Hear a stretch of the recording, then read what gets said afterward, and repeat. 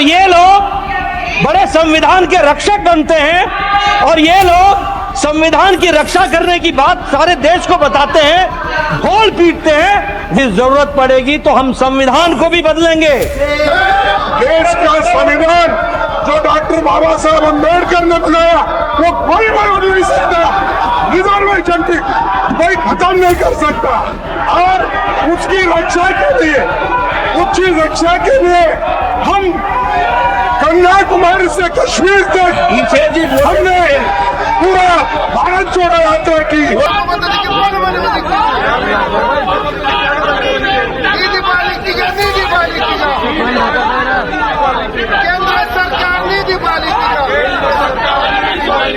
Delhi high court के जज यशवंत वर्मा, उनका मुद्दा बहुत बड़ा है और अब बात गांव-गांव तक पहुंच गई है, पूरे देश में पहुंच गई है कि ना खाऊंगा ना खाने दूंगा बोलने वाले नरेंद्र मोदी के राज में आज दिल्ली के अंदर एक जज के घर से करोड़ों करोड़ों रुपए मिल रहे हैं। इतने रुपए मिल रहे हैं कि जज संभाल नहीं पा रहे, सड़कों पर रुपए उड़ रहे हैं। यह बात गांव-गांव तक पहुंच गई है। भले ही मीडिया ने इस पर चर्चा की है या नहीं की हो, लेकिन अब कांग्रेस पार्टी, उसकी तरफ से मोर्चा खोला गया और जिसकी कमान संभाली है मल्लिकार्जुन खड़गे ने। मल्लिकार्जुन खड़गे ने सीधे तौर पर भारतीय जनता पार्टी पर आरोप लगाया कि वो जज को बचाने के लिए खेल कर रही है। और कौन सा खेल है? वो खेल जो बीजेपी के नेता करते थे, या वो बयान जिसको लेकर के भाजपा 240 पर आ गई, संविधान बदल देंगे, 400 सीट आ गई तो संविधान बदल देंगे। और अब ये संविधान बदल देंगे, ये वाली लाइन कांग्रेस पर चिपकाने की कोशिश हो रही है। दरअसल कांग्रेस के उप मुख्यमंत्री कर्नाटक के डीके शिवकुमार, उन्होंने एक स्टेटमेंट दिया कि देश के संविधान के अंतर्गत जो भी प्रावधान है उसके हिसाब से हम मुसलमानों को अगर आरक्षण देने की बात है तो हम आरक्षण भी देंगे। ये बयान इस तरह से उन्होंने दिया, लेकिन इसको पूरी तरह से तोड़ मरोड़ करके पेश किया भारतीय जनता पार्टी ने और कहा कि कांग्रेस पार्टी संविधान बदलने की बात कर रही है, मुसलमानों को आरक्षण देने की बात कर रही है। राहुल गांधी और प्रियंका गांधी आज वो दोनों भी मैदान में आ गए और प्रियंका गांधी अपने संसदीय क्षेत्र वायनाड के लिए, केरल के लिए एक बड़े मुद्दे को लेकर के राहुल गांधी साथ में आए, क्योंकि वो भी वायनाड के सांसद रह चुके। वहां पर उन्होंने नारेबाजी की। क्या मुद्दा था वो आगे आपको मैं बताता हूं, लेकिन सबसे पहले एक बार देखिए मल्लिकार्जुन खड़गे और जेपी नड्डा, इन दोनों के बीच में किस तरीके की बहस हुई है। और ये लोग बड़े संविधान के रक्षक बनते हैं और ये लोग संविधान की रक्षा करने की बात सारे देश को बताते हैं, ढोल पीटते हैं। जिस जरूरत पड़ेगी तो हम संविधान को भी बदलेंगे। देश का संविधान जो डॉक्टर बाबा साहब अम्बेडकर ने बनाया वो कोई बदल नहीं सकता, रिजर्वेशन की कोई खत्म नहीं कर सकता। और उसकी रक्षा के लिए हम कन्याकुमारी से कश्मीर तक हमने पूरा भारत छोड़ो यात्रा की। अब इसके बाद में मोर्चा संभाला मल्लिकार्जुन खड़गे ने, और मल्लिकार्जुन खड़गे ने सीधे तौर पर, हालांकि कांग्रेस पार्टी ने तो एक लेटर भी जारी कर दिया है। ये लेटर देखिए आप, जयराम रमेश ने एक लेटर जारी किया है, जिसमें इस लेटर के अंदर जयराम रमेश ने कोट किया बाकायदा कि किस तरीके से कांग्रेस की सरकार को बदनाम करने के लिए, कांग्रेस के डीके शिवकुमार उप मुख्यमंत्री को बदनाम करने के लिए जेपी नड्डा खड़े होकर के झूठ बोल रहे हैं। और फिर मल्लिकार्जुन खड़गे ने कमान अपने हाथ में ले ली और मल्लिकार्जुन खड़गे ने कहा कि चाहे जेपी नड्डा हो, चाहे किरण रिजिजू हो, जिस तरीके से मुद्दा उठा रहे हैं, संविधान बदलने की बात हमारे ऊपर थोप रहे हैं, ये आरएसएस के नेता क्या कहेंगे। मोहन भागवत ने क्या नाम नहीं लिया, और उसके बाद में आप देखिए जैसे ही मोहन भागवत का, आरएसएस का नाम मल्लिकार्जुन खड़गे ने लिया, उसके बाद में चेयर से कैसे आवाज आने लगी। सुबह एक बात यहां पर निकली संविधान को बदलने की, और चंद सदस्यों ने और खासकर मिनिस्टर रिजिजू ने यह मुद्दा उठाया और उसको समर्थन करने में भी हमारे सदन के नेता भी उसको समर्थन करें। मुझे यही कहना है, ऐसी कोई बात कर्नाटक के मिनिस्टर ने नहीं कहा। संविधान बदलने की बात कोई नहीं कहा, कोई नहीं भी कहेगा हमारे तरफ से। अगर कुछ होगा संविधान बदलने की बात जो बार बार आती है, उधर से आती है, इधर से नहीं। उधर से आती है। प्लीज और माननीय चेयरमैन साहब ने ऑलरेडी ऑथेंटिकेट करने के लिए नहीं। कहा, it is under his consideration, so please sir please देखिए, नहीं वो उसीलिए जी मैं ये कहना चाहता हूं आपको, आप निष्पक्षपात से सोचिए, अपने हृदय पे हाथ रख के सोचिए। क्या भागवत जी ने नहीं बोला सर? प्लीज प्लीज प्लीज क्या नहीं बोला संविधान का? बिल नाउ और कई एमपीज बोले, प्लीज यहाँ तक प्लीज आरएसएस बीजेपी के लोग ये बोले थैंक यू कि अगर हमको 2/3 मेजोरिटी थैंक यू, आएगा हम संविधान बदल के रहेंगे। थैंक यू माननीय लीडर। मल्लिकार्जुन खड़गे सीधे तौर पर भारतीय जनता पार्टी को घेरने का काम कर रहे हैं। वो कह रहे हैं कि बीजेपी इस जज को बचाने के लिए, जिस जज के घर से करोड़ों रुपए मिले हैं, उस जज को बचाने के लिए सारा खेल कर रही है, और यह संविधान वाली बात बीजेपी ने इसीलिए उछाली है। एक जज जिसके घर में पैसे मिले और उसका चिंदी विषय पर आप बोल चुके हैं माननीय उस बात को प्लीज बोल चुके हैं। उस बात को नहीं, सप्रेस इस पर करने के लिए नो प्लीज, और ये संविधान की बात लाए हैं।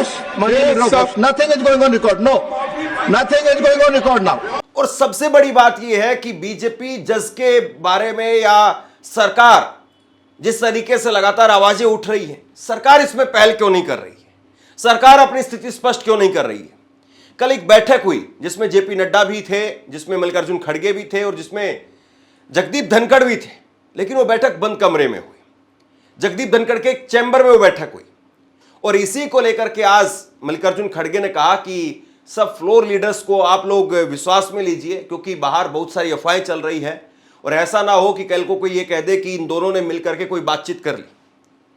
और आज सीधे तौर पर प्रमोद तिवारी वो उठे और उन्होंने कहा कि एक बड़ा मुद्दा है और इस मुद्दे पर एक कड़ा संदेश देश भर में जाना चाहिए, लोगों तक यह संदेश पहुंचना चाहिए। यानी पूरी तरह से कांग्रेस पार्टी जज वाले मुद्दे पर फोकस किए हुए है, और वहीं बीजेपी वो संविधान वाली बात पर लेकर के जाना चाह रही है। जबकि बीजेपी इस बात को कैसे भूल सकती है या कैसे भुला सकती है, कैसे इग्नोर कर सकती है कि भाजपा के तमाम नेता, चाहे अयोध्या के सांसद लल्लू सिंह हो, चाहे ज्योति मिर्धा हो, चाहे अनंत हेगड़े हो, ये तमाम सांसद, चाहे वो राम का जो किरदार निभाते थे अरुण गोविल, चाहे वो हो, इन तमाम नेताओं ने कहा कि 400 सीट ला दीजिए, हम संविधान को बदल देंगे।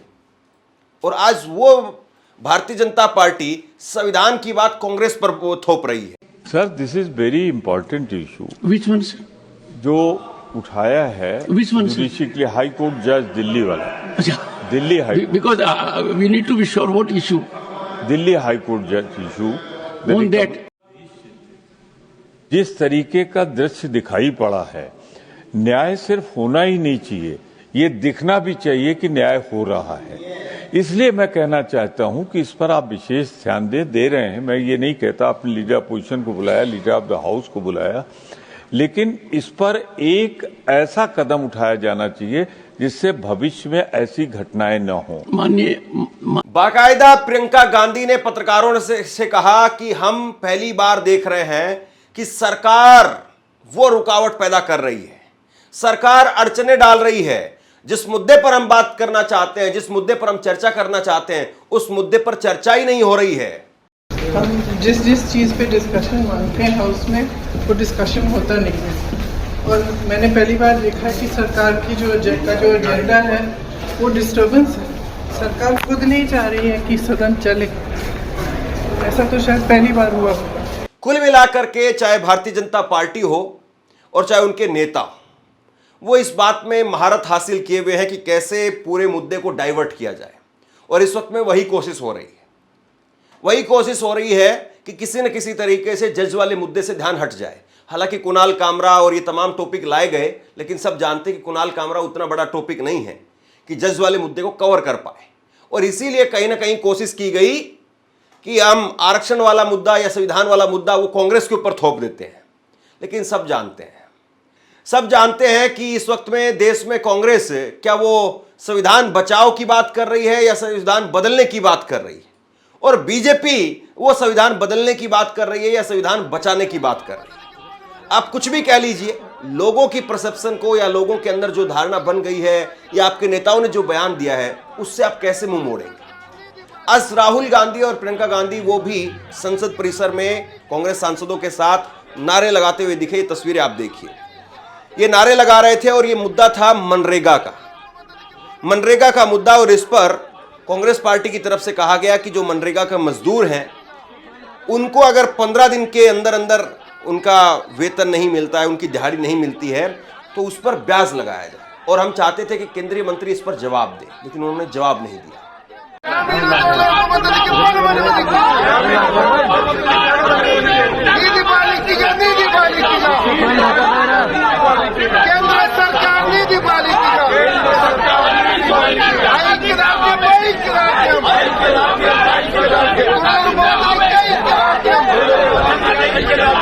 बीजेपी का संविधान पर दांव कितना भारी पड़ेगा, बीजेपी की बात को कौन यकीन करेगा और कांग्रेस की बात को कौन यकीन करेगा, और बीजेपी जज वाले मुद्दे पर खुल करके सामने क्यों नहीं आ रही। यह बात सही है कि बीजेपी इस वक्त में सरकार में है और जो सरकार में होते हैं उनको थोड़ा सा धैर्य जरूर दिखाना पड़ता है, वो विपक्ष के तरीके से नहीं बोल सकते हैं, लेकिन कम से कम वो शब्दों के जरिए ही सही देश को एक विश्वास तो दिलाएं, एक दिलासा तो दिलाएं। नरेंद्र मोदी नहीं बोलेंगे, अमित शाह नहीं बोलेंगे, लेकिन जेपी नड्डा तो बोले। लेकिन अगर वो भी संविधान वाली बात पर चीख चीख करके अगर उसमें खूब गुब्बारे में हवा भरने की कोशिश कर रहे हैं तो इसका मतलब क्या है, आप समझ जाइए। तो बहरहाल अब सवाल यही है कि क्या वाकई संविधान बदलने की बात भाजपा जो आज कह रही है उस बात पर लोग यकीन करेंगे। मैं पूरा मैटर एक बार जरा आपको बता देता हूं। कांग्रेस की प्रवक्ता है सुप्रिया सुनेत और उन्होंने डिटेल में जो है इस पर बयान जारी किया है। पूरी की पूरी बीजेपी, मोदी सरकार के मंत्री और सांसद लगातार झूठ बोलते हैं। आज कर्नाटका के उप मुख्यमंत्री डीके शिव कुमार जी को लेकर उन्होंने झूठ फैलाने की हर संभव कोशिश करी, पूरे दिन जुटे रहे। यही नहीं, कर्नाटका में मुस्लिम आरक्षण को लेकर भी निरंतर आपको झूठ बताया गया है और इसलिए आपका सच जानना जरूरी है। असल में हाल ही में पेश हुए बजट में कर्नाटका की कांग्रेस सरकार ने एक क्रांतिकारी कदम उठाया। SC, ST, OBC और सारी जो आरक्षित कैटेगरीज हैं उनके लिए सरकारी ठेकों में आरक्षण की सीमा को 1 करोड़ से बढ़ाकर 2 करोड़ रुपए कर दिया गया। याद रखिएगा, यह कांग्रेस की ही सरकार थी जिसने 2015 में दलितों और आदिवासियों, SC और ST को 24% आरक्षण दिया था सरकारी ठेकों में, जो 2017 में लागू हुआ था और इसको हाईकोर्ट ने भी जारी रखा। फिर जब हमारी सरकार बनी इस बार तो जुलाई 2023 में SC, ST के जो आरक्षित ठेके थे उनकी सीमा 50 लाख से बढ़ाकर 2 करोड़ कर दी गई। जून 2024 में OBCs को भी आरक्षण दिया जाने लगा इस सरकारी ठेकों में। कैटेगरी 1 में 4% और कैटेगरी 2A में 15% आरक्षण दिया जाने लगा। तो जब इस बार बजट पेश हुआ और यह लिमिट 1 करोड़ से बढ़ाकर 2 करोड़ की गई तो यह वाकई में एक क्रांतिकारी कदम है। इस समय सरकारी ठेकों में 24% आरक्षण मिलता है SC, ST को, 4% मिलता है OBC कैटेगरी 1 को जिसमें 95 जातियों को फायदा हो रहा है, पिछड़ी जातियों को 15% मिलता है OBC कैटेगरी 2A को जिसमें 102 जातियों को फायदा हो रहा है, और 4% OBC कैटेगरी 2B को मिलता है जिसमें मुस्लिम समुदाय के पिछड़ों को फायदा हो रहा है। ये जो पिछड़े वर्ग की कैटेगरी है ये 1994 में तय की गई थी। सामाजिक और आर्थिक एक सर्वे हुआ था और उसके बाद मुस्लिम समुदाय के पिछड़ों को कैटेगरी 2B में डाला गया था। यह आरक्षण धर्म के आधार पर नहीं बल्कि पिछड़ेपन, सामाजिक और आर्थिक पिछड़ेपन के आधार पर था। एक मजे की बात यह है कि कर्नाटका में 1994 से ही शिक्षा और सरकारी नौकरी में 2B श्रेणी के तहत पिछड़े वर्ग के मुसलमानों को 4% आरक्षण मिल रहा है। तो जो सरकारें बनी बीजेपी की 31 सालों में, 2006 में बनी, 8 में बनी, 2019 में बनी, उन्होंने कभी इसकी मुखालिफत नहीं की, इसकी कभी खिलाफ नहीं गए। इनफैक्ट 11 साल से जो मोदी सरकार है उन्होंने भी इस आरक्षण पे कभी सवाल नहीं उठाया क्योंकि ये पिछड़ेपन पे आधारित था। तो यकाएक उन लोगों को क्या दिक्कत होने लगी? क्या वो सरकारी ठेकों में दलितों, आदिवासियों, पिछड़ों को मिलने वाले आरक्षण के खिलाफ है या वो वस्तुतः अपने असली रंग दिखा रहे हैं और वो असली रंग हमेशा से आरक्षण के खिलाफ रहा है। असल में तो झूठ परोसने के बजाय नरेंद्र मोदी की सरकार को, उनके मंत्रियों को, उनके सांसदों को खुलकर बताना चाहिए कि आरक्षण पर उनका मत क्या है, क्योंकि बार बार आरएसएस बात करता है आरक्षण के खिलाफ, बीजेपी बिल्कुल चाहती है आरक्षण खत्म हो जाए। अब तथ्य बताने पड़ेंगे, झूठ परोसने से काम नहीं चलेगा।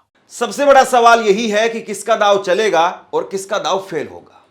भारतीय जनता पार्टी पूरी तरह से पूरी ताकत लगा करके संविधान वाले मुद्दे पर लग गई है और पूरी कोशिश की जा रही है कि कांग्रेस पर यह मुद्दा चिपका दिया जाए।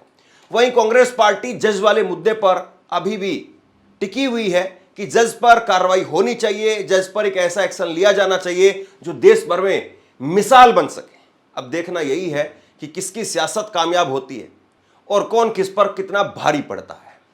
आप क्या सोचते हैं नीचे कमेंट बॉक्स में लिख करके जरूर बताइए। इस वीडियो को शेयर कीजिए और इसी तरह की तमाम खबरों के लिए ऑनलाइन न्यूज इंडिया को सब्सक्राइब कीजिए। आपका बहुत बहुत धन्यवाद।